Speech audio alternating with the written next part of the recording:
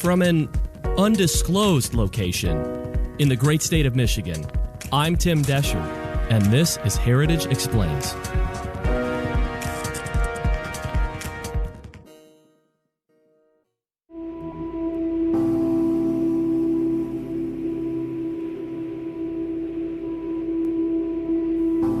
Our air conditioning went out this week. Not a cool circumstance when smack dab in the dead heat of summer.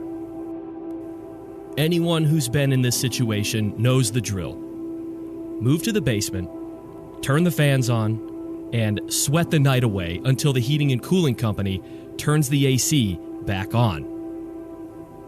Well, just as things were heating up in Casa de Descher, I began to get news alerts that things were also heating up in our relations with China.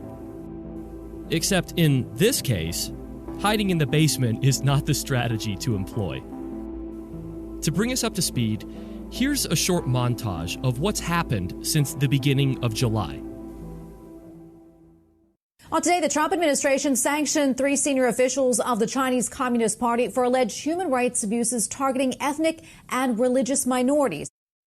China's foreign ministry spokesperson says it will ban several U.S. lawmakers from entering the country, including Senators Marco Rubio and Ted Cruz, Representative Chris Smith, and Ambassador for Religious Freedom Sam Brownback. This comes after their open criticism of the ruling Communist Party's policies toward minority groups and people of faith. President Donald Trump announced his administration's latest move to pressure China. Today I signed legislation and an executive order to hold China accountable for its oppressive actions against the people of Hong Kong. The Hong Kong Autonomy Act imposes sanctions on people or entities that conduct business with Chinese officials responsible for implementing Beijing's new national security law in Hong Kong. We do have some breaking news right now because moments ago, the U.S. State Department is accusing China of a massive illegal spying operation and ordering Beijing to close this consulate that you see in Houston. All right, breaking overnight, Beijing retaliating as expected against the U.S., ordering to close its consulate in China. The move coming just hours before the Chinese government is set to be evicted from their consulate in Houston. Intel sources telling Fox News that China officials based in the Houston consulate were targeting U.S. energy firms and also perhaps fomenting some of the unrest through social media in U.S. cities. The most common phrase used to describe this, or shall we say the media narrative, is tit for tat. The U.S. imposes sanctions and China responds with sanctions. We close a consulate and they close a consulate.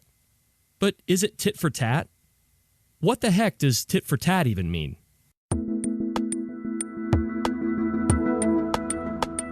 Well, according to Merriam-Webster, it means an equivalent given in return as for an injury or retaliation in kind. So is that what this is? Both sides just retaliating in kind? Or given China's aggressive new national security law that significantly restricts the economic and political freedoms long enjoyed by the people of Hong Kong, or blatant human rights violations against Uyghur Muslims, or an aggressive diplomatic and propaganda effort during the COVID-19 crisis, which totally evades responsibility for its own failures, does this go beyond tit for tat? China viewed our unwillingness to defend our own equities as basically a green light to take advantage of us. So what we've done the last 4 years is really to flip that strategy on its head and say, rather than avoiding the contentious issues, rather than avoiding areas where we fundamentally disagree with China, let's highlight those. Let's challenge the Chinese on those things, demonstrate where we are willing to protect our interests, and force the Chinese to respond and accommodate to that. That's our friend Jim Carafano. He's one of our favorite experts here at Heritage Explains and also the vice president of the Davis Institute for National Security and Foreign Policy here at the Heritage Foundation. On this episode, he helps turn the air conditioning back on by putting this media narrative of tit for tat with China in perspective and talks about the right way for the U.S. to respond to China during these challenging times. Dr. Carafano, let's talk about the closing of the Chinese consulate in Houston. Now, we know the U.S. claimed they were closing it because of security issues, spying, theft, kind of some of the usual suspects we hear about China infiltrating our country. First of all, for the listeners and for me, I want to know what is China stealing in Houston, of all places? Well, I don't think folks really know the backstory here. So first of all, we've gone through this period in the last several weeks of what's really called wolf warrior diplomacy. This is a reference to some very famous Chinese films where they have this Chinese secret agent and he runs around the world and he's, advancing Chinese causes and protecting people. And all the bad guys just somehow wind up being funded by the CIA or some capitalist or something. It's just this very aggressive attitude, which is unusual to see from kind of public Chinese officials. It's been so aggressive and so over the top for months, really since the outbreak of COVID. And then all of a sudden the Chinese kind of flip the thing and they go, why is America picking on us? As if like, we're just innocent bystanders here. Like, what's going on? So the reality is if you go back, we actually evacuated our consulate in Wuhan a while back when during the COVID outbreak, which makes perfect sense. The Chinese have really prevented U.S. diplomatic personnel from trying to go back in and start that consulate up again. So they actually started this, and with no provocation, right, preventing the operation of a U.S. consulate in Wuhan. And the U.S. closes an embassy for a perfectly legitimate reason, which is you're conducting espionage out of a diplomatic facility. And then the Chinese then, they don't close Wuhan, which would have been, it's closed anyway. So that would have been kind of, okay, that's one for one. They close Chengdu, which is actually a very important consulate. But more importantly, it's one of the few ways the U.S. can really collect on Chinese human rights abuses in Tibet. China really is taking advantage of the situation and doubling down. So this is not about tit for tat. The United States actually being quite reasonable. The U.S. policy here, getting back to your question about spying, is the U.S. policy is really something in diplomatic circles that's called reciprocity, which, if you think about it, I think kind of like the golden rule, treat others as you would want them to treat you, or basically, hey, what's fair for us is kind of fair for you. And the United States' position is, for 20 years, we've had this very unequal diplomatic policy. We let the Chinese come here and do virtually anything. I mean, we treat them just like every other country. Come in, you got your students, military people running around. You want to meet with an American official? Fine, no problem, we'll do that. The Chinese have never treated us that way. The closure of the consulate was really an extension of a policy that's been in place for years by the U.S. government. And the U.S. policy is anything but escalatory. It's the opposite of that. It's essentially, we want you guys to stop doing the malicious and destabilizing behavior that's impinging on our interests. And then when you do that, we will treat you like a normal country. So let me just back up here a little bit. I mean, I've just been bombarded with this narrative of tit for tat. It's, oh, they did this and we're doing this over there. So they close one, we close one. And basically what the narrative that they're getting away with is that China spies and steals here in America, and we're doing the same thing over there. So they're legitimate in closing us down as well. Tit for tat kind of a thing. Respond to that a little bit. Yeah, well, I think you have to understand how espionage works. And diplomatic posts have always been used as a cover or as a contact point for espionage, going back really almost to the Middle Ages. Their consulates here are basically the perfect instrument for intelligence collection, and ours aren't. So why should we let their consulates run undisturbed? So why is there a consulate in Houston? Well, there's a lot of business dealings between that part of Texas and China, a lot of interest in the U.S. energy industry. There's a lot of major universities in there, a lot of major research universities. Houston is in many ways a transit point for economic activity throughout the United States. So if you wanted to be in a place where you had lots of access to lots of people and lots of things that could potentially have high intelligence value, outside of Washington, D.C., because again, this is the difference between China and the United States. Our intelligence collection is primarily focused on matters of national security. What's the Chinese government thinking? What's the Chinese military doing? We might be curious about human rights, for example, because that's part of our foreign policy. China's intelligence collection is much more broad. They have this thing called military civil fusion, which essentially is every activity really is subservient and part of the Chinese national government. And economic matters to them is just much a matter of government interest and concern as military matters. So they're doing on a large scale what we would call economic espionage, finding out about companies, stealing intellectual property, looking at research. They can claim that they're not doing that, and their defenders can claim that they're not doing that. And no, China rose really kind of on its own. But for example, if you go back and look at something called the USChina Commission, which is a congressionally mandated commission that puts out a report every year and has for many, many years, go back and just read all the annual reports that really document, in a public way, document Chinese malicious activity in the United States. And it's kind of black and white. I mean, that's not really up for debate. Do you think that there will be more closings of consulates here? And then in response, what would that be for us, for China to continue closing our consulates in China in terms of our national security? Well, I think it gets to the reciprocity issue. I think the negative consequences for closing consulates are a lot more impactful on the Chinese than they are on the United States. We're going to find other ways to collect intelligence. I mean, China's already a hard target. We know that. It's a closed society. But every day, people find very creative ways to get around that. So, for example, one thing that one group did was they used photo intelligence, those openly available satellite photo intelligence, and they looked at the compounds where the Chinese were detaining Uyghurs. And by measuring the height of the building and the number of windows, and looking at Chinese documents that talk about requirements for housing, they could guesstimate the number of Uyghurs that were detained in these buildings. What's very, very interesting about this is we're always coming up with creative ways to find out more intelligence about what the Chinese are doing in a very non-permissive environment.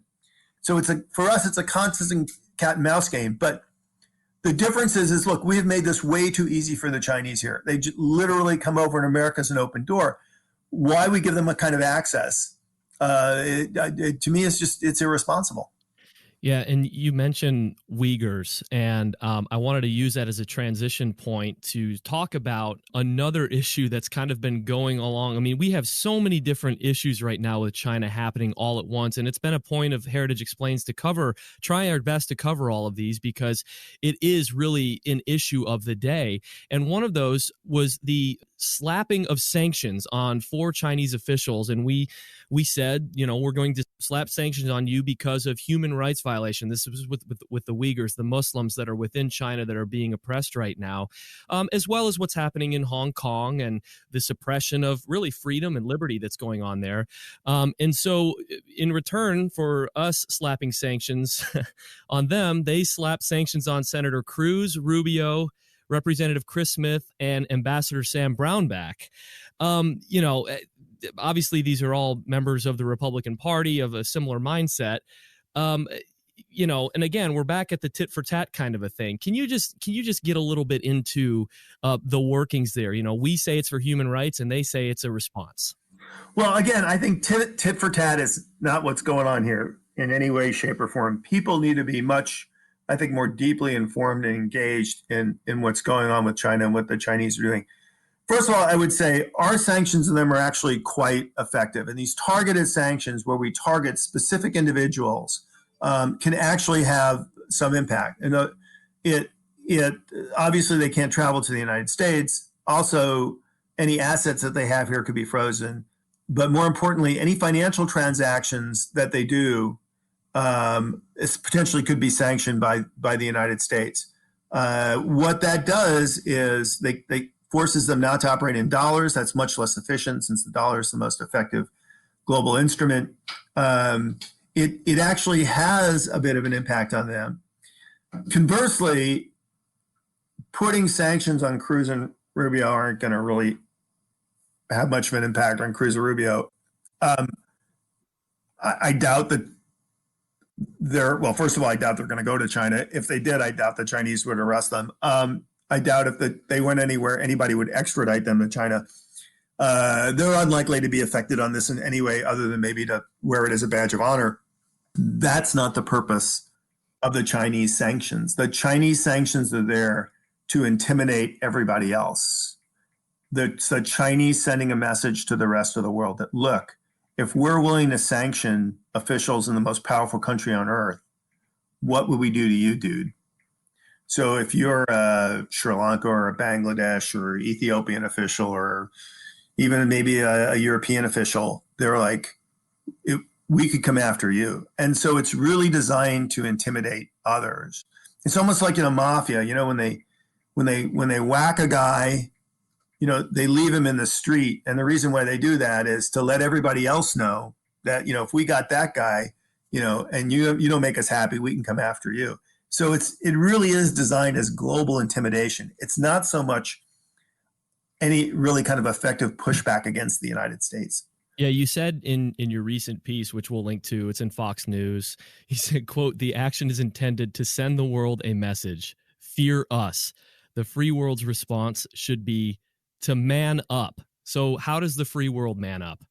I think that's a great question. And I think it's something we already seen. And look, this is not a Democrat Republican thing. This is not one administration versus the next. This is the reality of geopolitics. And it's just this simple.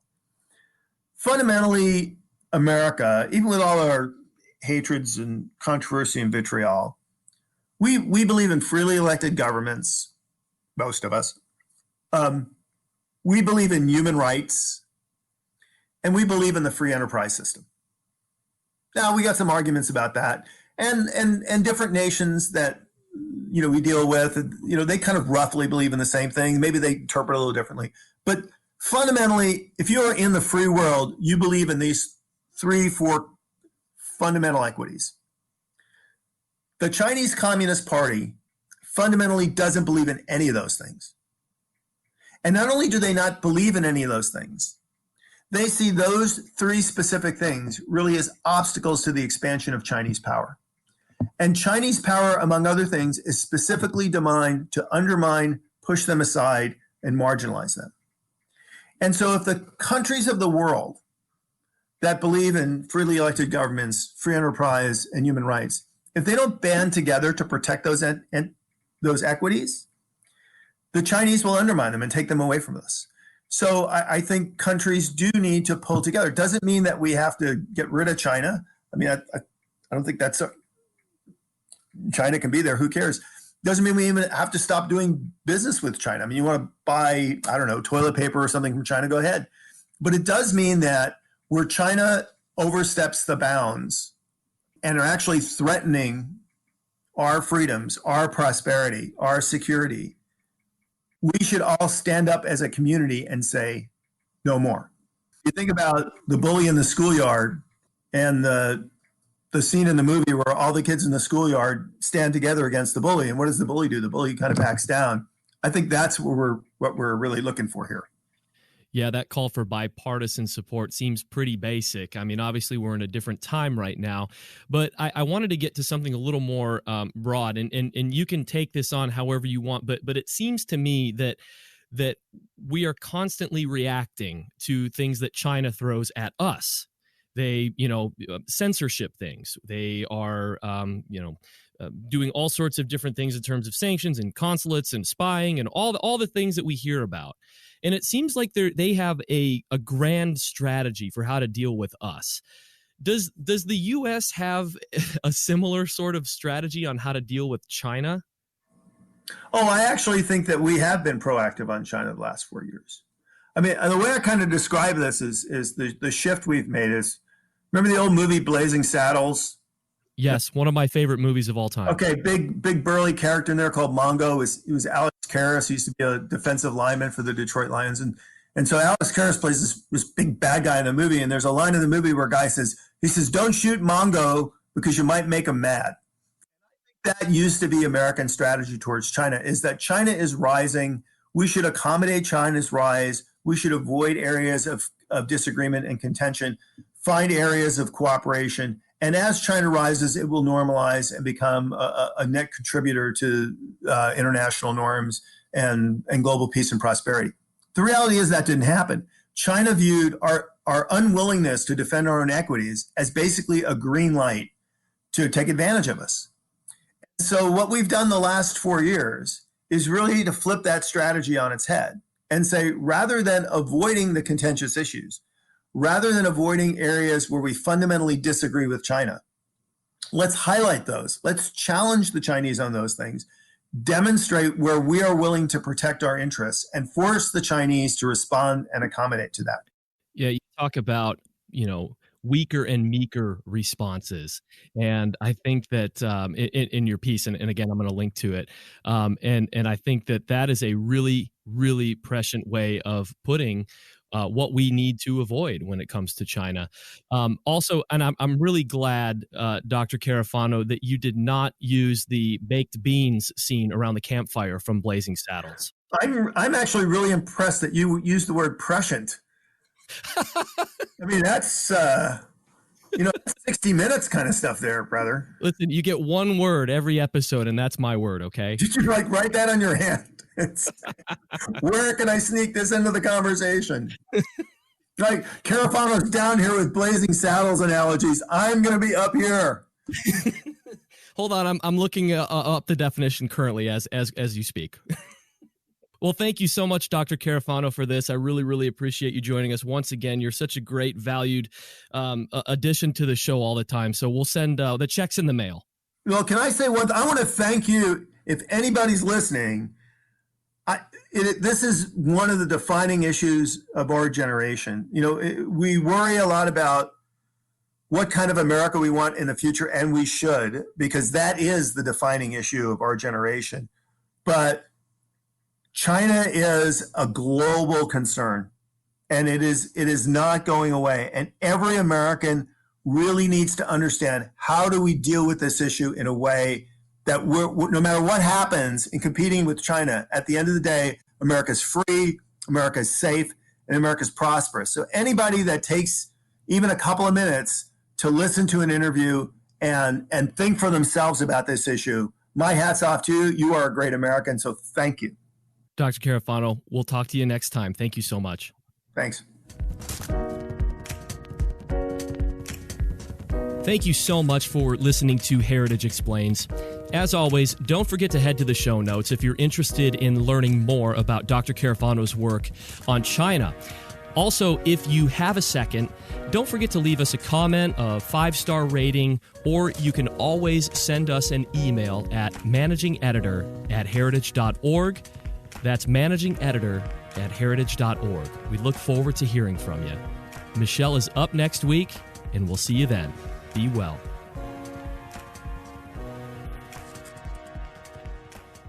Heritage Explains is brought to you by more than 500,000 members of the Heritage Foundation. It is produced by Michelle Cordero and Tim Desher, with editing by John Popp.